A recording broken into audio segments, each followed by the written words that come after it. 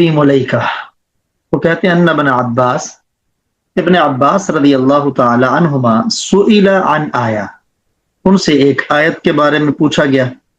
لو سئل عنها بعضکم لقال فیہا، اگر اس کے بارے میں تم میں سے کسی سے پوچھا جاتا تو وہ ضرور اس کے بارے میں کچھ کہتا، لیکن فابى ان یقول فیہا، تو عبداللہ بن عباس رضی اللہ تعالی عنہما نے اس آیت کے بارے میں کہنے سے انکار کر دیا، کیونکہ علم نہیں تھا، اس کے بارے میں معلوم نہیں تھا تو کچھ نہیں کہا.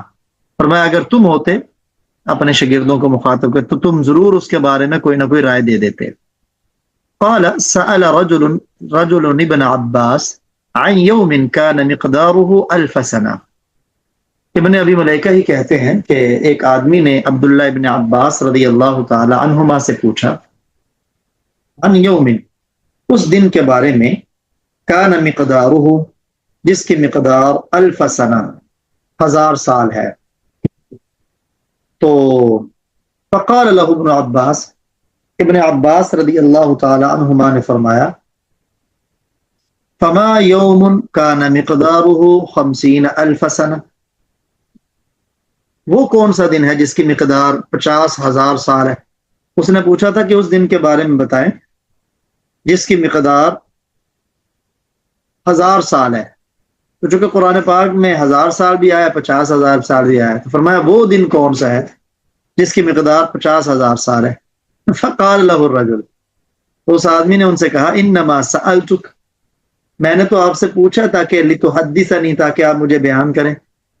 فقال ابن عباس ہما یومان، عبداللہ بن عباس رضی اللہ تعالی عنہما نے فرمایا یہ 2 دن ہیں، ذکرہم اللہ تعالی فی کتابہ، جن کو اللہ تعالیٰ نے اپنی کتاب میں بیان کیا ہے. اللہ اعلم بہما، اللہ تعالیٰ ہی ان کے بارے میں بہتر جانتا ہے. یعنی ایک میں 1000 سال کا ہے کہ قیامت کا ایک دن 1000 سال کی مقدار ہوگی، اور ایک میں 50,000 سال ہے. تو یہ کیا ہے، اس کے بارے میں بہتر اللہ ہی جانتا ہے. فَكَرِهَ أَن يَقُولَ فِي كِتَابِ اللَّهِ مَا لَا يَعْلَمُ، تو انہوں نے ناپسند سمجھا کہ اللہ کی کتاب میں وہ کہیں جس کو نہیں جانتے. علامہ طبری رحمہ اللہ تعالی آگے ایک روایت لے کے آئے ہیں ولید بن مسلم سے. وہ کہتے طلق بن حبیب آئے جندب بن عبداللہ کے پاس. یہ جندب بن عبداللہ رضی اللہ تعالی عنہ صحابی رسول ہے. فسألہ عن آیت من القرآن، ان سے انہوں نے سوال کیا، دریافت کیا قرآن کی ایک آیت کے بارے میں. فقال احرج علیک ان کنت مسلما الا ما قمت عنی، تو انہوں نے کہا کہ میں تجھے، اگر تو مسلمان ہے نا تو میں تجھے مجبور کرتا ہوں کہ کھڑا ہو جا مجھ سے. یا اس کا یہ ترجمہ بھی ما قمت عنی، کہ تم میرے پاس بیٹھے رہو، میں تجھے اس بات پر، یہ تجھ پر دشوار کرتا ہوں اگر تم مسلمان ہو. ما قمت عنی، تو دو مطلب بیان کیے گئے کہ تم میرے پاس فوراً اٹھ جا، یا یہ مطلب بیان کیا گیا کہ تم میرے پاس بیٹھے رہو. یہ ما قمت عنی، یا یہ کہا انت جالسنی، کہ تم میرے پاس بیٹھے رہو. وقال مالک، یہ سعید بن مسیب رحمہ اللہ تعالی سے ہے، اذا سئل عن تفسیر آیت من القرآن، جب ان سے قرآن کی کسی آیت کی تفسیر کے بارے میں پوچھا جاتا تو وہ آگے سے فرماتے انا لا نقول فی القرآن شیئا، ہم تو قرآن کے بارے میں، یعنی قرآن میں کچھ نہیں کہتے. یعنی ان کی عادت یہ تھی کہ جو کچھ معلوم ہوتا بس اس کی تفسیر بیان کرتے، جو نہ معلوم ہوتا کہتے اپنی رائے نہیں دے سکتے ہم قرآن کے بارے میں. کیونکہ ظاہری بات ہے رائے دینا یہ اللہ کی طرف نسبت کرنے والی بات ہے. چنانچہ آگے سعید بن مسیب ہی ہیں، کان لا یتکلم الا فی المعلوم من القرآن، قرآن کے بارے میں وہی چیز بیان کرتے جو ان کو معلوم ہوتی، جو نہ معلوم ہوتی اسے نہ بیان کرتے. قال، یہ عمر بن مرہ کہتے ہیں سأل رجل سعید بن المسیب، چونکہ بہت بڑے مفسر قرآن ہیں، ان سے کسی آدمی نے سوال کیا عن آیت من القرآن، قرآن کی ایک آیت کے بارے میں. فقال لا تسألنی عن القرآن، فرمایا مجھ سے قرآن کے بارے میں نہ پوچھو، وسل من یزعم انہ لا یخفى علیہ منہ شیء، وسلمن، اور اس شخص سے پوچھو، من یزعم، جس کا خیال ہے یا جس کا دعویٰ ہے، انہ لا یخفى علیہ منہ شیء، کہ اس پر قرآن پاک کی کوئی چیز بھی، کوئی آیت بھی مخفی نہیں، یعنی اکرمہ، مجھ سے سوال نہ کرو، اکرمہ بن یزید، یہ اکرمہ سے سوال کرو، یہ بھی قرآن کے مفسرین میں سے ہے۔ چنانچہ یزید بن ابی یزید وہ کہتے ہیں، کننا نسأل سعید بن المسیب عن الحرام والحلال، ہم سعید بن مسیب رحمہ اللہ تعالی سے حلال حرام کے مسائل پوچھتے، وکان اعلم الناس، وہ لوگوں میں سب سے زیادہ جاننے والے تھے، علم والے تھے۔ فَإِذَا سَأَلْنَاهُ عَنْ تَفْسِيرِ آيَةٍ مِّنَ الْقُرْآنِ سَكَتَ، لیکن جب ہم ان سے قرآن کی تفسیر کے بارے میں پوچھتے تو وہ خاموش ہو جاتے، كَأَن لَّمْ يَسْمَعْ، گویا کہ انہوں نے وہ بات سنی ہی نہیں، یعنی یوں خاموش ہوتے گویا کہ انہوں نے وہ سنی ہی نہیں، بس یہ ان آیات کے بارے میں جن کے بارے میں، ان الفاظ کے بارے میں جن کے بارے میں پتہ نہیں، تو ان کے بارے میں خاموشی اختیار فرماتے، بولتے نہیں۔ چنانچہ علامہ طبری رحمہ اللہ بیان کرتے ہیں کہ عبید اللہ بن عمر کہتے ہیں، لقد ادرکت فقہاء المدینہ، میں نے مدینے کے فقہا کو پایا، فإنہم لیعظم القول فی التفسیر، وہ تفسیر کے بارے میں کوئی بات کہنے کو بہت بڑا سمجھتے تھے، یعنی بڑا سمجھتے تھے، جھجکتے تھے تفسیر کے بارے میں کوئی بات کہنے سے۔ اب مدینے کے فقہا میں سے کون ہے؟ منہم سالم بن عبداللہ، ان میں سے ایک حضرت سالم بن عبداللہ ہے رحمہ اللہ، قاسم بن محمد، سعید بن المسیب اور نافع، بڑے بڑے پہاڑ ہیں علم کے، لیکن پھر بھی قرآن کے بارے میں کوئی بات کہنے سے جھجکتے تھے۔ ہشام بن عروہ کہتے ہیں، ما سمعت ابی یؤول آیۃ من کتاب اللہ قط، ہشام بن عروہ کہتے ہیں میں نے اپنے والد عروہ تو کبھی نہیں سنا کہ وہ قرآن کی کسی آیت کی تفسیر کرتے ہوں، تو میں نے ان کو کبھی کسی آیت کی تفسیر کرتے ہوئے نہیں سنا۔ یہ کمال درجے کی احتیاط اور اس فن کے بارے میں فرضہ سرائی سے اپنے آپ کو بچانا۔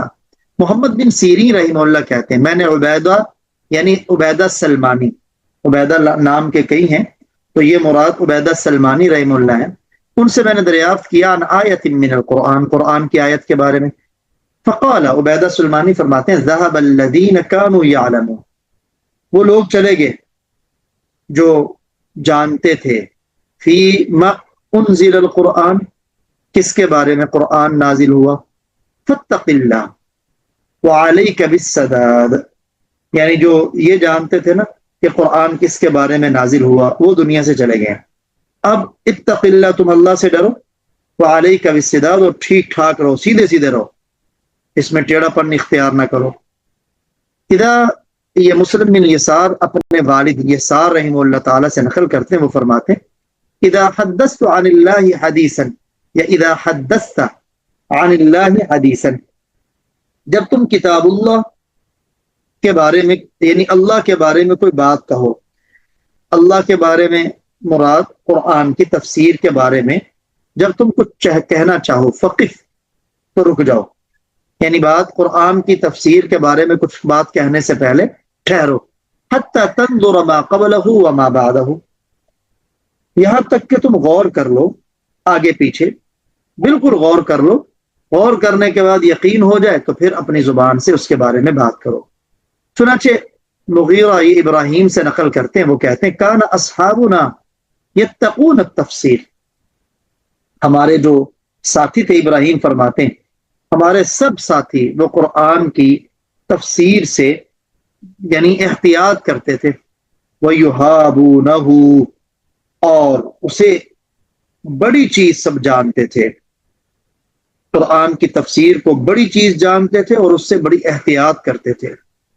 شابی رحمہ اللہ تعالی فرماتے ہیں، واللہ ما من آیہ الا وقد سألت عنہا، امام شابی رحمہ اللہ فرماتے ہیں میں نے قرآن کی ایک ایک آیت کا علم حاصل کر لیا ہے، یعنی اس کے بارے میں دریافت کر لیا ہے، ولیکنها الروایہ عن اللہ، لیکن یہ چونکہ اللہ کی طرف سے روایت ہے، اللہ کی طرف سے بات کو نقل کرنا ہے، تو اس وجہ سے میں اس کے بارے میں جھجکتا ہوں، اگرچہ مجھے علم ہے لیکن بات کرتے ہوئے میں پہلے کئی مرتبہ سوچتا ہوں کہ میں نے کیا بات کرنی ہے۔ چنانچہ مسروق رحمہ اللہ جو تابعی ہیں کہتے ہیں اتقوا التفسیر، قرآن کی تفسیر کرنے میں احتیاط کرو، بے حد احتیاط کرو۔ کیوں؟ فإنما هو الروایت عن اللہ، کیوں؟ اس لیے کہ یہ اللہ تعالی سے روایت کرنا ہے، یہ کہنا ہے کہ اللہ نے یوں فرمایا۔ اب اندازہ کریں یہ ہمارے اسلاف ہیں جو کس قدر احتیاط کرتے ہیں۔ فہذه الآثار الصحیحہ، یہ صحیح آثار صحیحہ، وما شاکلہا، اور ان جیسے اور بھی، ان ائمۃ السلف، جو ہمارے ائمہ سلف سے منقول ہیں، محمولۃ علی تحرجہم عن الکلام، یہ اس بات پر محمول ہیں کہ وہ قرآن کی عن الکلام فی التفسیر بما لا علم لهم فیہ، وہ اس بات پر معمول ہیں کہ وہ قرآن پاک کی تفسیر میں جس کا انہیں علم نہ ہوتا تو اس بارے میں کوئی بات کرنے میں لب کشائی نہ کرتے، اس سے بچتے۔ یہ اس بات پر یہ نہیں ہے کہ انہیں پتہ بھی ہو، علم بھی ہو اور پھر بھی وہ بیان نہ کریں۔ یہ سارے آثار علامہ ابن کثیر رحمہ اللہ فرماتے ہیں بما لا علم لهم فیہ، جن آیات کے بارے میں انہیں علم نہیں تھا ان کی تفسیر میں کلام کرنے سے ان کا حد درجہ احتیاط کرنا ہے اور بچنا ہے۔ فَأَمَّا مَنْ تَكَلَّمَ بِمَا يَعْلَمُ، لیکن جس نے گفتگو کی جو وہ جانتا ہے قرآن کی تفسیر میں، چاہے باعتبار لغت کے ہو وشرعاً، یا باعتبار شریعت کے ہو، شریعت کے روح سے ہو، فلا حرج علیہ، تو اس کے لیے قرآن کی تفسیر کرنا اس میں کسی قسم کا کوئی حرج نہیں۔ لہذا ولہذا روی عن ہؤلاء وغیرہم، ان حضرات سے بھی اور ان کے غیر سے بھی اقوال فی التفسیر، تفسیر میں اقوال منقول ہیں، اور یہ تبھی منقول ہے کہ جو ان کو علم تھا اس کے بارے میں انہوں نے کہا۔ ولا منافات، لہذا ان کے درمیان کسی قسم کا کوئی تضاد نہیں، یعنی اتنی احتیاطیں کہ انہوں نے کہا جی میں ہم کیوں کہیں، یہ کیوں کہیں، تو ذہن میں سوال آتا ہے پھر ان کی طرف جو اقوال تفسیر میں منسوب ہیں ان کا کیا مطلب ہے؟ تو کہا ان کا مطلب یہ اقوال اس میں ہے ما علم لهم فی، جس کا انہیں علم تھا، اور جو پچھلے اقوال ابھی گزرے ہیں یہ بما لا علم لهم فی، جس چیز کا انہیں علم نہیں تھا اس کے بارے میں انہوں نے یہ کہا۔ لأنهم تکلموا فیما علموا، کیونکہ انہوں نے وہاں بات کی جس کو انہوں نے جانا، وسکتوا عما جہلوا، جہلوا، یا انہوں نے جو چیزیں انہیں ان کے علم میں نہیں تھی، جہلوا، اس سے انہوں نے خاموشی اختیار کی۔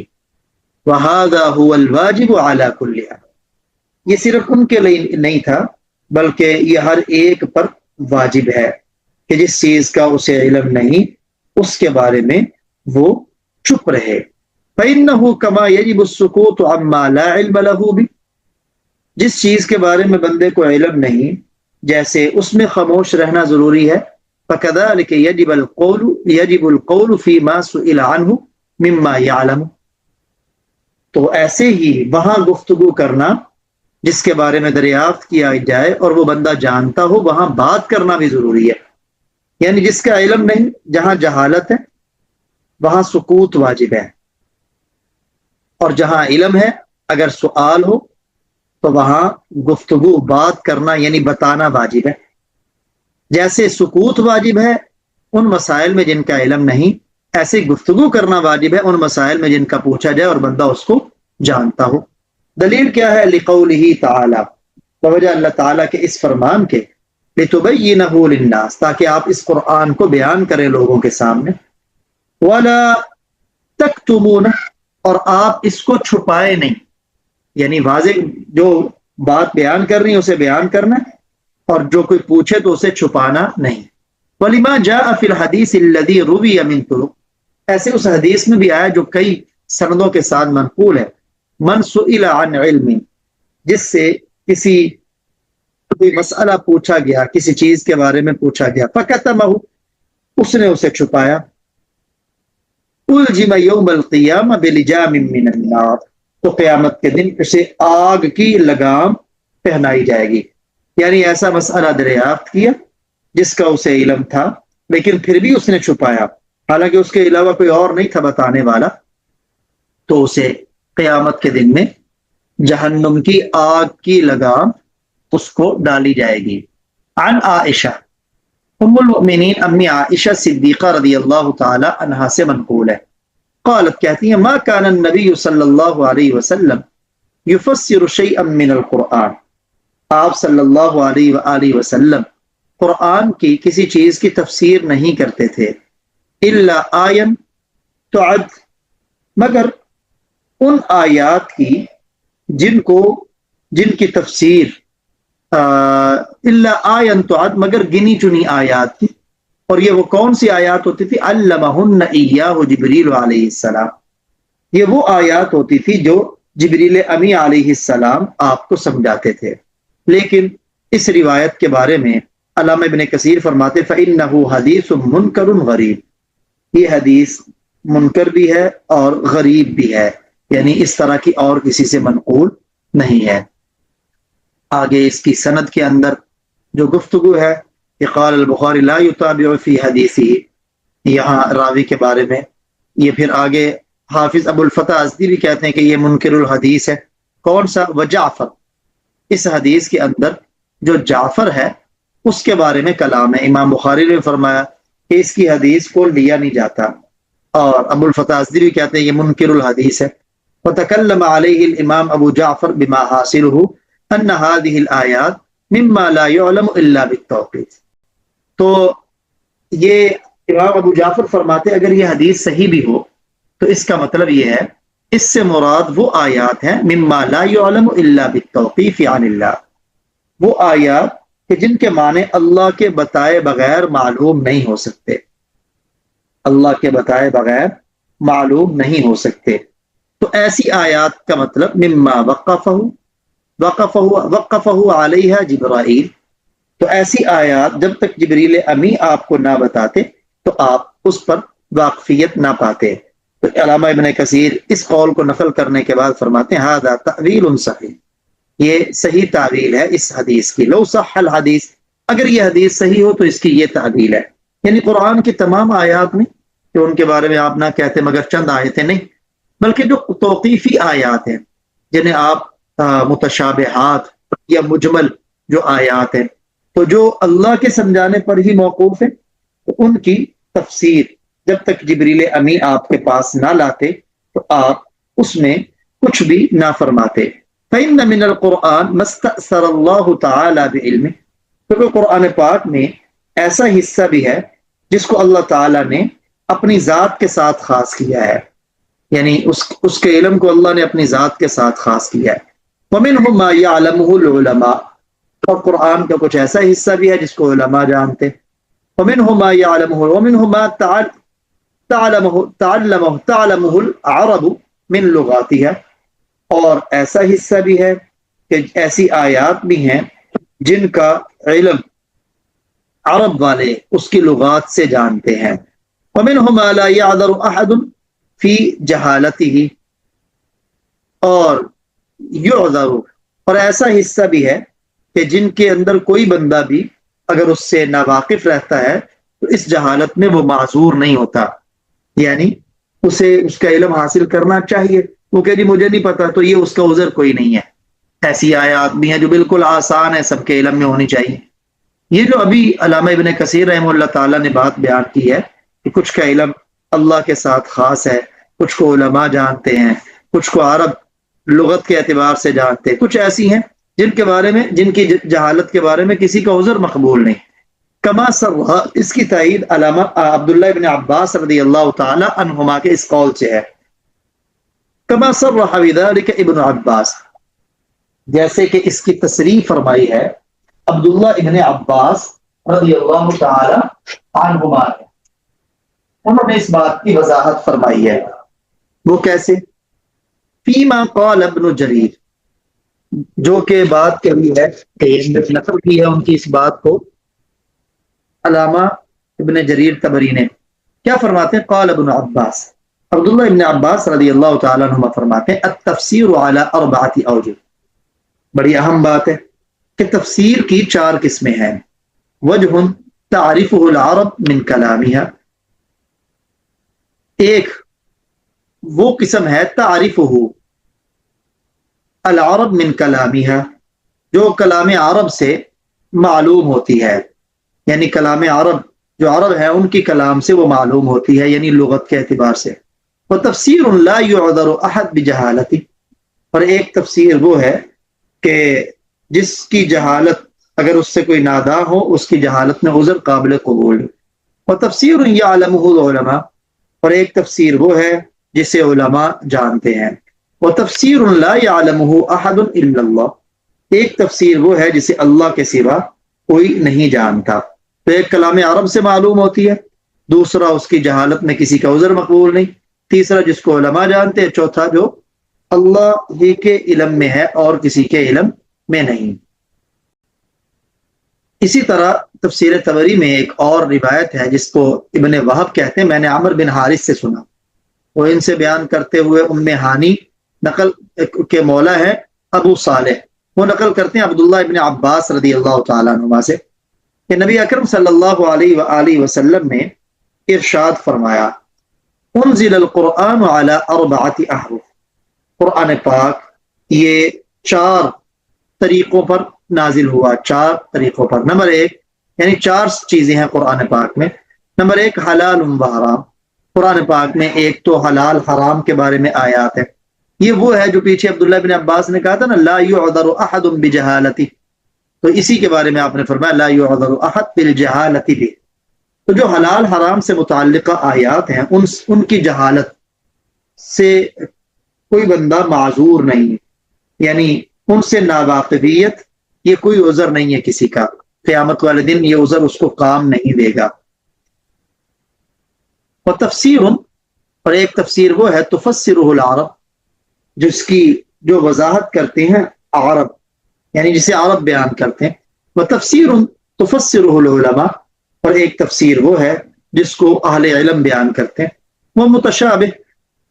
ومتشابہ لا يعلمہ الا اللہ عز وجل، اور ایک متشابہ آیات ہیں جن کا حقیقی علم اللہ کی ذات کے علاوہ کسی کو حاصل نہیں. ومن ادعا علمہ سوى اللہ، اور جس نے اللہ کے علاوہ اس کے علم کا دعویٰ کیا فہو کاذب، تو وہ جھوٹا ہے.